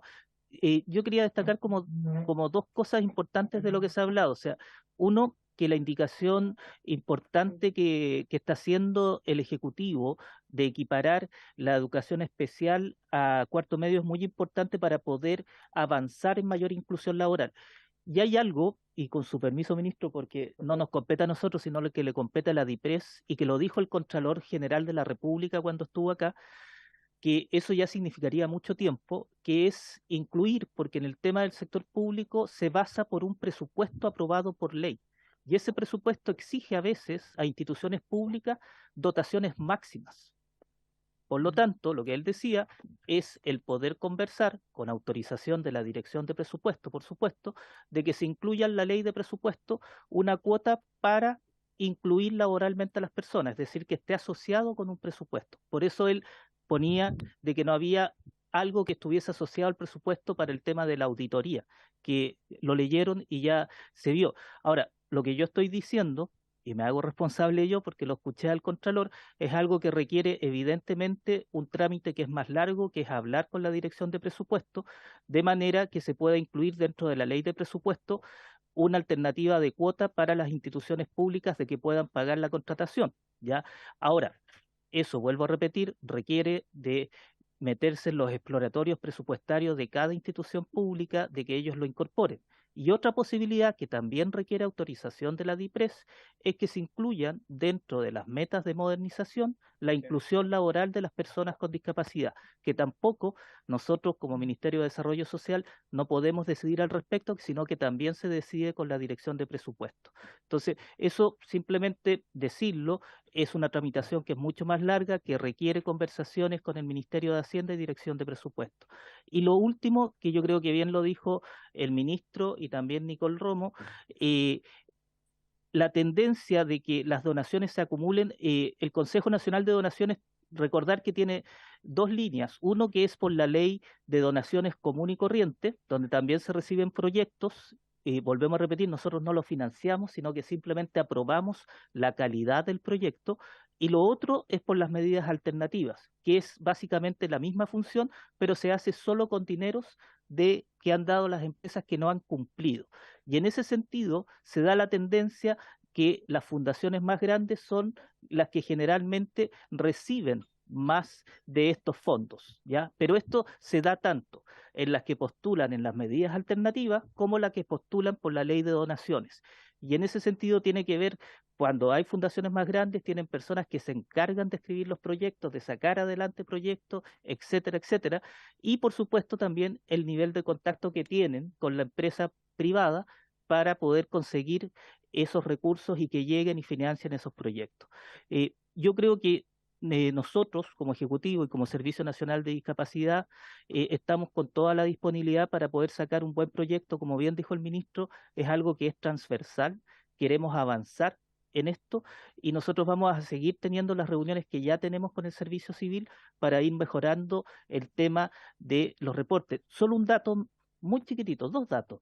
Uno, se ha mejorado, por ejemplo, el que los municipios reporten al Servicio Nacional de Discapacidad, que si ustedes vieron, empezó que algunos y ahora hemos logrado que más municipios se estén reportando. Y eso es ya un avance en el sentido de que hay mayor conciencia de esto. Y lo otro, para postular al servicio público está el sistema de empleos públicos, pero también el alta dirección pública.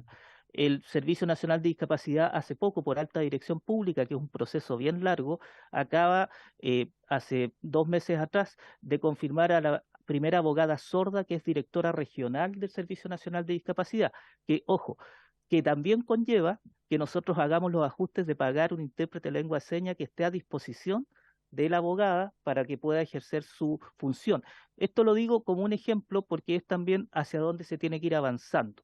Y yo creo que esto, evidentemente hay una carga histórica grande de que hay también que meterse y ver laboralmente qué pasa con las personas que necesitan más apoyo, porque yo creo que las fundaciones también trabajan con personas que históricamente han venido sin una estimulación temprana, sin tener lo que se debe a su proceso en la educación especial, y a lo mejor hay que ir viendo con los años cómo generamos también centros diurnos, o lo que en España se llaman los enclaves laborales, donde puedan tener también fundaciones la oportunidad de tener empresas tipo B que puedan ofrecer servicios a la empresa privada y poder también incluirlo en el mundo laboral.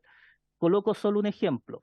La Fundación 11 en España tiene todo lo que es el tema de hotelería, el lavado de sábanas, todo lo que tiene que ver eso, y también de hotelería, y ahí ellos logran inclusión de personas con discapacidad. Evidentemente la realidad es distinta a la chilena, porque la Fundación 11 es totalmente financiada por un sistema de juegos de azar que tiene el gobierno de España y que lo destina ya para esto. Entonces, son cosas que hay que hacer estudios comparados, hay que volverse a Sí. estudiar, pero yo creo que en ese aspecto habría que ver si queremos entrar a legislar sobre estos espacios de personas que necesitan más apoyo, necesitan más años para poder incluirse laboralmente y un proceso más largo de intermediación laboral. Gracias, director. Estamos como justos en la hora. Tengo la solicitud, ministro, de la mayoría de los diputados de esta comisión de que le quite la suma urgencia y de que avancemos en los nudos críticos, que serían los más importantes que se dijeron en esta mesa. Por un lado, la poca fiscalización, dijéramos, que se hace en el sector público, el tema de cómo sancionar para que el sector público realmente cumpla, y por otro lado, el tema de los montos que están llegando a las fundaciones, que nos parece que son muy elevados, que está llegando a muy pocas fundaciones, que hay que reformular para que llegue a más fundaciones, a lo mejor no solamente fundaciones que se dediquen a la inclusión laboral, sino que a fundaciones también que se dediquen a la estimulación temprana, al proceso educativo quizás más integral, que finalmente hagamos una revisión más profunda de cómo realmente influir en que las personas con discapacidad puedan insertarse mejor a la sociedad y al mundo laboral. Sí, Presidenta, si me Sí, permite tengo una duda, varias palabras, pero para poder precisar, para poder llevarnos trabajo nosotros a los equipos. Para tenerlo más claro, respecto a la fiscalización, lo que se busca es que en la ley quede de manera más explícita quiénes cumplen qué rol, o crear una institucionalidad, no sé, una superintendencia, lo que significa como una conversación con DIPRES, que no se tenía presupuestada, porque acá lo que se tenía pensado es que tanto el Servicio Civil, Senadis, cumplían un rol, por así decirlo, coordinador de la información, y ahora lo que se está incorporando es enviarle copia a Contraloría General de la República, que tiene como una facultad general de fiscalización. Pero me gustaría llevarme una tarea más concreta de cuál es si es que hay algún parlamentario o parlamentaria que tenga alguna propuesta sobre la cual podamos explorar. En segundo lugar, respecto a las sanciones, justo íbamos a hablar respecto a las multas en el sector privado, que son parte de las sanciones que establece este proyecto. Respecto a las sanciones en el sector público, también podamos hacer remisión a claro, el estatuto administrativo y cuáles son las reglas generales en materia de sanciones, y puede quedar explícito que es a los jefes y jefas de servicio, tal cual como lo dicen los distintos dictámenes. No tenemos problema con hacer referencia a aquello. Y respecto a los montos me queda la duda, porque el proyecto en general lo que busca es generar condiciones para que se privilegie la contratación principal, y por lo tanto que ojalá sean cada vez menos los que opten por la medida alternativa, ¿ya? Una alternativa ya más disruptiva sería eliminar la medida alternativa, que si es que, no sé, eso es facultad y que finalmente sean multas que Claro, vayan al arca, pero eso va al más elevadas y a las arcas pero fiscales. eso va a la arca fiscal. Claro. Eso es un cambio en la orientación del proyecto, Sí. ¿ya? Y en la orientación que ha tenido la ley hasta ahora en su funcionamiento, porque Sí. por lo que veo acá hay un problema respecto a eso. No sé, otra medida, solamente pensando en voz alta, pero es que dentro de los proyectos elegibles, de los montos que se vayan un poco en la línea del Fondo Común Municipal, una parte se vaya a un fondo que, no sé, Senadis tenga que postular proyectos a instituciones. Estoy pensando de nuevo en voz alta. No sé, existen distintos mecanismos, pero sería bueno que nos hicieran llegar propuestas. Y quizás mañana, no sé, usted dispone, Presidenta, usted en la sesión poder tener un espacio donde, más allá de votar, porque tengo entendido que ya no estaría citado mañana a votar, por lo que Sí. usted estaría diciendo, y en la sesión ordinaria tampoco, o sea, en la tarde tampoco estaría citado a votar, que quizás se den una sesión donde puedan abordar de manera más profunda qué tipo de cosas el Ejecutivo podría trabajar para traer a la comisión propuestas, porque la verdad es que queremos llegar a un acuerdo, queremos que sea lo más transversal, atendemos como Ejecutivo las preocupaciones que existen. Creo que para la gran mayoría hay una respuesta que se puede explicitar, pero que el proyecto no es que no lo contemple, sino que quizás está un poco escondido, y si queremos que la ley sea legítima para las personas que la lean y no tengan que saber derecho administrativo, sean especialistas, se pueden explicitar ciertos conceptos, pero la parte que en términos de diseño quedo con dificultad de llevar tarea respecto a los montos que se dan en la medida alternativa, porque no quisiéramos potenciar la medida alternativa, sino que nosotros lo que quisiéramos es potenciar lo más posible la medida principal, que es la contratación. Eso es como el foco que nosotros al menos hemos venido trabajando, y sería bueno que quizás mañana puedan tener un espacio de ver por qué vías exploramos, ya sea el despotenciar la medida alternativa o el reformular la sistema alternativa para que tenga algún grado de equidad con otras instituciones que reciben menos recursos. Gracias, ministro. Tengo la palabra a la diputada Santibáñez, Marzán y Guzmán. Y bien rápido porque estamos Sí, lo mío es muy rápido y muy práctico. Además, el señor Daniel Concha, a través de su vicepresidenta, mencionó que en España el tema de las casas de apuestas, me gusta, o del tema con las casas de apuestas y un tema ahí.